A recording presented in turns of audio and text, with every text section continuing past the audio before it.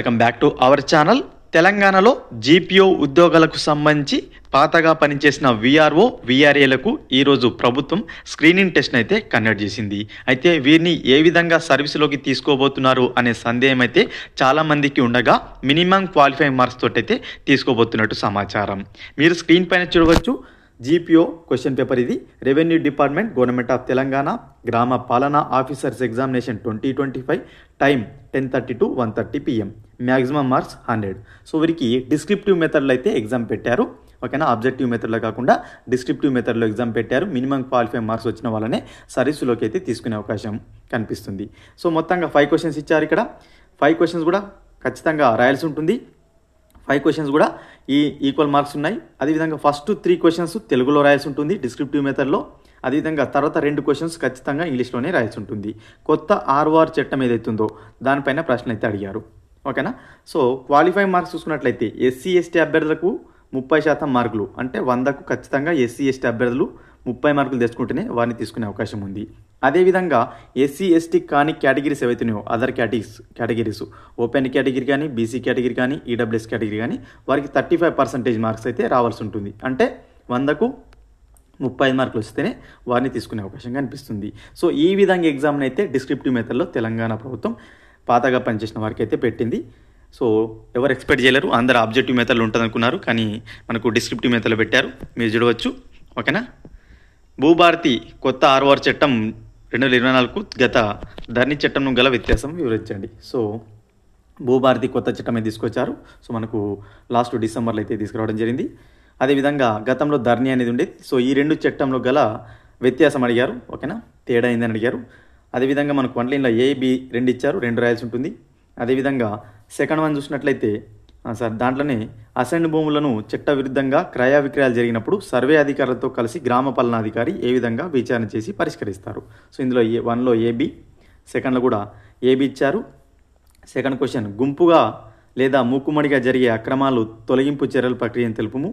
తెలంగాణ భూ ఆక్రమణ చట్టం 1905 గురించి ఏ విధంగా అప్పీలు, అదేవిధంగా శిక్షా విధానాలను వివరించండి అని అడిగారు. Second question.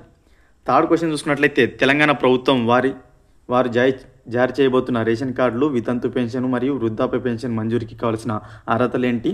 అదేవిధంగా ఎన్నికల సమయంలో అధికారుల పట్ల గ్రామ పాలనాధికారి పాటించాల్సిన ప్రోటోకాల్ విధులను వివరించండి. సో టోటల్గా జీపీఓ జాబ్ ప్రొఫైల్ పైన క్వశ్చన్స్ అయితే అడిగారు. ఓకేనా. అదేవిధంగా ఫోర్త్ క్వశ్చన్ చూసినట్లయితే what are the various certificates to be issued by the tahsildar and the role of GPO. So మనకి ఏమేమి సర్టిఫికేట్స్ ఇష్యూ చేసే అథారిటీ మనకు తహసీల్దార్ కలిగి ఉన్నాడు, జీపీఓ కూడా అతని రోల్ ఏంటి అని అడిగారు. సో గతంలో మనం చూసినట్లయితే ఏవైతే వీఆర్ ఉన్నారో కొన్ని సర్టిఫికేట్స్ అయితే ఇచ్చే అధికారం ఉండేది. సో దానికి సంబంధించిన రోల్ అడిగారు. What is the disaster, explain the role of GPO. So disaster management ఏంది, దాంట్లో జీపీఓ రోల్ ఏందని అడిగారు. Fourth one. ఇవి 2 ఇంగ్లీష్లో రాయాల్సి ఉంటుంది. Fourth, fifth one. ఓకేనా. ఫిఫ్త్ వన్ చూసినట్లయితే explain the role of the officials of respective inter department at village level and its functions relating land matters. So మనకు భూ వివాదాలలో వివిధ అధికారులతో ఏ విధంగా సమన్వయం చేసుకుంటామని ఇంగ్లీష్లో ఎక్స్ప్లెయిన్ చేయమన్నాడు. అదేవిధంగా లాస్ట్ వన్ చూసినట్టయితే how do you react in attending the other duties being instructed by the government are chief commissioner of land administration, collector కానీ, రెవెన్యూగా డివిజనల్ ఆఫీసర్ కానీ. సో వీరందరూ మనకు అదర్ డ్యూటీస్కి అయితే మనం పంపిస్తుంటారు, అందరు తెలిసిందే. సో అటువంటి టైంలో మీరు ఏ విధంగా రియాక్ట్ అవుతారు? సో దానికి సంబంధించిన క్వశ్చన్ అయితే అడిగారు. టోటల్గా 5 క్వశ్చన్స్. సో 5 క్వశ్చన్స్ అడిగారు. 5కి 5 ఖచ్చితంగా రాయాల్సి ఉంటుంది. అందులో 3 క్వశ్చన్స్ వచ్చేసి తెలుగులో, 2 క్వశ్చన్స్ ఇంగ్లీష్లో ఖచ్చితంగా రాయాల్సి ఉంటుంది.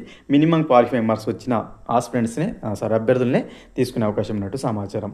ఈ జీపీఓ ఎగ్జామ్ను డిస్క్రిప్టివ్ మెథడ్లో పెట్టడం, ఇచ్చిన 5 క్వశ్చన్స్ రాయమనడం, అదేవిధంగా ఇంగ్లీష్లో 2 క్వశ్చన్స్ ఖచ్చితంగా రాయమనడంతో పాటు మినిమం క్వాలిఫైయింగ్ మార్క్స్ పెట్టడంతో పాతగా పనిచేసిన చాలామంది వీఆర్ఓ వీఆర్ఏలు ఫిల్టర్ అయ్యే అవకాశం ఉంది. సో ఇప్పటికే మనకు స్క్రూటీన్లో చాలామంది ఒక 600-700 అయితే వేకెన్సీస్ మనకు ఇక్కడ డైరెక్ట్ రిక్రూట్మెంట్కి యాడ్ కాగా ఈ విధంగా మినిమం క్వాలిఫైయింగ్ మార్క్స్ రాని అభ్యర్థులు కూడా ఉండే అవకాశం ఉంది. ఆబ్జెక్టివ్ ఎగ్జామ్లో మనం ఏదో ఒక ఆప్షన్ పెడితే తగిలే అవకాశం ఉంటుంది. ఇక్కడ ఆ విధంగా కాదు, ఖచ్చితంగా ఆన్సర్ అనేది రాయాల్సి ఉంటుంది. ఒకవేళ ఆన్సర్ రాయినట్లయితే మాత్రం మార్క్స్ అయితే మనకు రావు. కాబట్టి ఇక్కడ మనకి ఈరోజు దాదాపుగా అరౌండ్గా 5000 to 5300 మధ్యలో అయితే ఎగ్జామ్ రాసినట్టు సమాచారం స్టేట్ వైడ్గా. ఇందులో నుంచి చాలామంది అభ్యర్థులు క్వాలిఫై అవకాశం లేనందున డైరెక్ట్ రిక్రూట్మెంట్లో దాదాపుగా మనం మార్నింగ్ చెప్పుకున్న వీడియోలో 5300 ప్లస్ ఖచ్చితంగా ఉండబోతున్నాయని. సో ఇక్కడ ఇంకొన్ని ఒక 1500 వరకు యాడ్ అయ్యే అవకాశం అయితే లేకపోలేదు. సో టోటల్గా 6000 ప్లస్ అయితే వేకెన్సీ అయితే కన్ఫామ్గా ఉండే అవకాశం అయితే లేకపోలేదు. ఇది ఈరోజు జీపీఓ ఎగ్జామ్ సంబంధించిన ఇంపార్టెంట్ అప్డేట్. జీపీఓ ఉద్యోగాలకు సంబంధించిన ఇంపార్టెంట్ అప్డేట్స్ మిస్ కాకుండా చూడాలనుకుంటే మన ఛానల్ని సబ్స్క్రైబ్ చేసుకొని పక్కన ఉన్న బెల్ బటన్ క్లిక్ చేయండి ఫ్రెండ్స్.